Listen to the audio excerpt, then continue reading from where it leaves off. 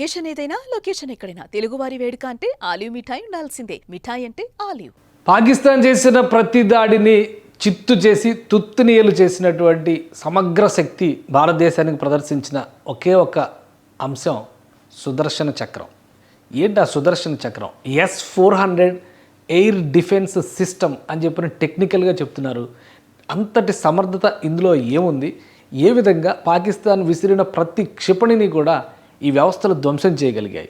ముఖ్యంగా భారతదేశం చేసినటువంటి యుద్ధంలో ఎదురుదాడి చేయడం కంటే కూడా ప్రతిదాడి చేయడమే ఎక్కువ ఉన్నటువంటి పరిస్థితి. అలానే ముందుగా క్షిపణుల్ని ప్రయోగించింది, అలానే డ్రోన్స్ని ప్రయోగించింది కూడా పాకిస్తాన్ ఆర్మీనే. దీనికి సంబంధించినటువంటి సమగ్ర ఆధారాలని భారత సైన్యం సేకరించింది. వీటన్నిటిని కూడా అంతర్జాతీయ సమాజం ముందర ఉంచేందుకు కావాల్సినటువంటి ప్రణాళికని ఆల్రెడీ సిద్ధం చేసింది. సో ఈ గెలుపులో దాడి చేయడం కంటే జరిగినటువంటి దాడిని నిలువరించడంలో సమగ్రంగా వ్యవహరించినటువంటిది అంశమే ఈ S-400 air defence system.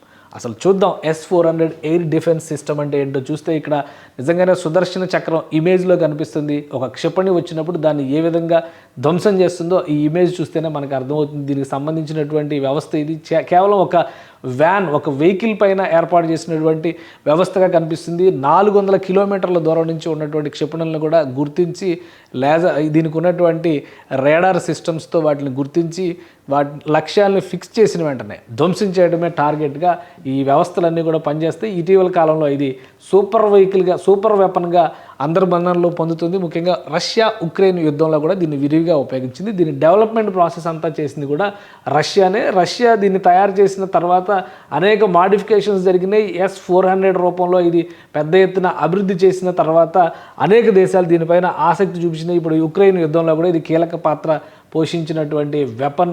So ఇందులో కీలకమైన అంశాలు ఏంటి? Mobile surface to air defence system. Mobile surface to air defence system అంటే ఎక్కడికైనా మూవ్ చేసేటువంటి వ్యవస్థ ఇది. సో ఈ వ్యవస్థ ఏంటంటే ఇలా చక్రాల మీద నడుస్తుంది కాబట్టి 5 నిమిషాల్లో ఎక్కడైనా కానీ సెట్ చేసేటువంటి అవకాశం ఉంటుంది. డిప్లాయ్మెంట్ టైము 5 minutes, అలానే range 400 kilometers, $1.5 billion unit cost, per unit అయ్యేటువంటి కాస్ట్ దాన్ని చూపిస్తుంది. అలానే ఇది ఎయిర్ క్రాఫ్ట్స్ని, డ్రోన్స్ని, క్రూయిజ్ మిసైల్స్ని, బ్యాలిస్టిక్ మిసైల్స్ని కూడా, బ్యాలిస్టిక్ మిసైల్స్ అంటే ఇది గైడెడ్ మిసైల్ సిస్టమ్స్ని కూడా ఇది ట్రాక్ చేస్తుంది. ఇక సర్వేలెన్స్ విషయంలో 360 degrees రేడియేషన్తో ఎటువైపు నుంచి వెపన్ వెళ్తున్నా కానీ దాన్ని గుర్తించేటువంటి సామర్థ్యం దీనికి ఉంటుంది. దీనిలో ఉపయోగించేటువంటి మిసైల్స్ రేంజ్ కూడా 4 రకాల మిసైల్స్ రేంజ్ ఉంటుంది.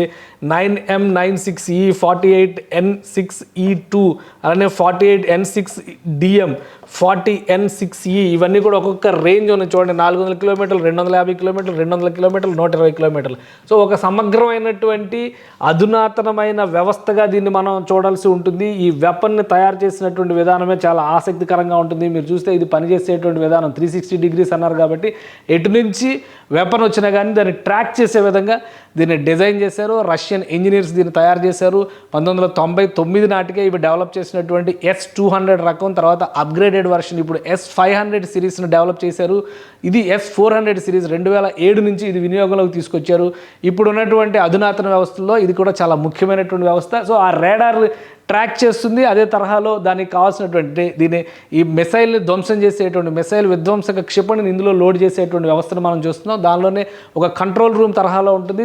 కేవలం ఒక మేట నొక్కి డైరెక్షన్ ఇస్తే చాలు ఎలియన్స్కి, అంటే ఎనిమీస్కి సంబంధించినటువంటి వెపన్స్ ఎలా వస్తున్నాయి, ఏ ప్రాంతం నుంచి వస్తున్నాయి చూసి ట్రాక్ చేయడము, దాన్ని ధ్వంసం చేయడము. అదేవిధంగా ఒక్క ప్రాంతం కాదు, భారతదేశంలో అనేక చోట్ల భారతదేశ సరిహద్దు పాకిస్తాన్తో చూసినప్పుడు దాదాపుగా 2500 కిలోమీటర్లు ఉంటుంది. జమ్మూ కాశ్మీర్ ప్రాంతాన్ని మినహాయించి చూసినా కానీ పంజాబ్ నుంచి గుజరాత్ వరకే 2100 కిలోమీటర్ల వరకు ఆ ప్రాంతం ఉంటుంది, విస్తరించి ఉంటుంది సరిహద్దు రేఖ.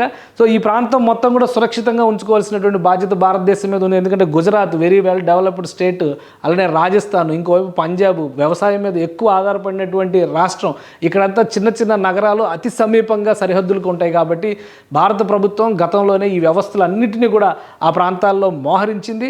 అలానే ఎప్పుడైతే ఆపరేషన్ సింధూర్కి గ్రీన్ సిగ్నల్ ఇచ్చిందో ఆ క్షణం నుంచి ఈ వ్యవస్థలన్నింటినీ కూడా యాక్టివేట్ చేసి సర్వసన్నద్ధంగా పెట్టింది. ఆపరేషన్ సింధూర్ జరిగిన వెంటనే పాకిస్తాన్ ఖచ్చితంగా దాడి చేస్తుందనేటువంటి సంకేతాలు ఉన్నాయి కాబట్టి ఇమీడియట్గా వీటి ద్వారా నిరంతర నిఘాను పెట్టింది. వీటితో పాటు డ్రోన్స్ నిఘా నడిచింది, అలానే నిఘా కెమెరాల వ్యవస్థను ఉపయోగించింది. రాఫెల్ వంటి అధునాతనమైనటువంటి విమానాల ద్వారా గస్తీ నిర్వహించింది. ఎప్పటికప్పుడు అప్రమత్తంగా భారతదేశం ఉంది. కానీ మిసైల్ వేసిన తర్వాత దాన్ని ధ్వంసం చేసేటువంటి లక్షణం, దాన్ని ధ్వంసం చేసేటువంటి అధునాతనమైనటువంటి శక్తి సామర్థ్యాలు ఉన్నది మాత్రం ఈ సుదర్శన అస్త్రానికే. అందుకే ఈ సుదర్శన చక్రమే సమగ్ర విజయాన్ని సాధించడంలో కీలక పాత్ర పోషించిందని ఆర్మీ నిపుణులు సైతం చెబుతున్నారు. ప్రపంచంలో చాలా యుద్ధాలకు సంబంధించి ఇలాంటి ఒక ఐరన్ డోమ్ సిస్టమ్ అని చెప్పని చాలా క్లియర్గా ఇజ్రాయెల్ దేశం డెవలప్ చేసింది. దాంతో పోల్చి చూసినప్పుడు ఇది మరికొంత అడ్వాన్స్డ్ అని చెప్పని అంటున్నారు. అలానే ఐరన్ డ్రోన్ సిస్టమ్ ఏంటంటే దీనికంటే అంటే 400 కిలోమీటర్ల రేంజ్ ఉన్నటువంటి వెపన్స్ని నిలువరించడం కంటే కూడా దాని రేంజ్ కొంత తక్కువ అనేటువంటి అభిప్రాయం ఉంది. రష్యన్ మోడల్ మాత్రం బాగా సక్సెస్ని సాధించినటువంటి మోడల్. సో ఇప్పుడు భారతదేశపు గడ్డ మీద ఒక్క పాకిస్తాన్ క్షిపణి కూడా పడడానికి అవకాశం లేకుండా అడ్డుకున్నటువంటి సుదర్శన చక్రం మాత్రం ఖచ్చితంగా S-400 ఏరో డైమెన్షన్లో ఉన్నటువంటి ఏరో డిఫెన్స్ సిస్టమ్ కింద మనం అంగీకరించాల్సి ఉంటుంది. భారతదేశం ఒక వ్యూహాత్మకమైనటువంటి యుద్ధాన్ని చేసింది. పాకిస్తాన్ పదే పదే కవ్వింపులకు పాల్పడడం, జమ్మూ కాశ్మీర్లో ఫైరింగ్ చేస్తుండడం, మరోవైపు పంజాబ్, రాజస్థాన్లో, గుజరాత్లో సరిహద్దులపైన మిసైల్ అటాక్స్ చేసేటువంటి ప్రయత్నం చేసినప్పుడు మొదటి టార్గెట్ పాకిస్తాన్కు ఉన్నటువంటి ఎయిర్ డిఫెన్స్ సిస్టమ్స్ని కొలాప్స్ చేయడం. అవన్నీ కూడా అమెరికన్ మేడ్, చైనీస్ మేడ్, ఇవన్నీ కూడా కొలాప్స్ అయిపోయినాయి. వాటిని ధ్వంసం చేసిన తర్వాత నేరుగా పాకిస్తాన్ నగరాల మీద అటాక్ చేసింది. పాకిస్తాన్ వేసినటువంటి క్షిపణుల్ని అడ్డుకునేందుకు ఈ సుదర్శన చక్రాన్ని అడ్డుగా వినియోగించింది.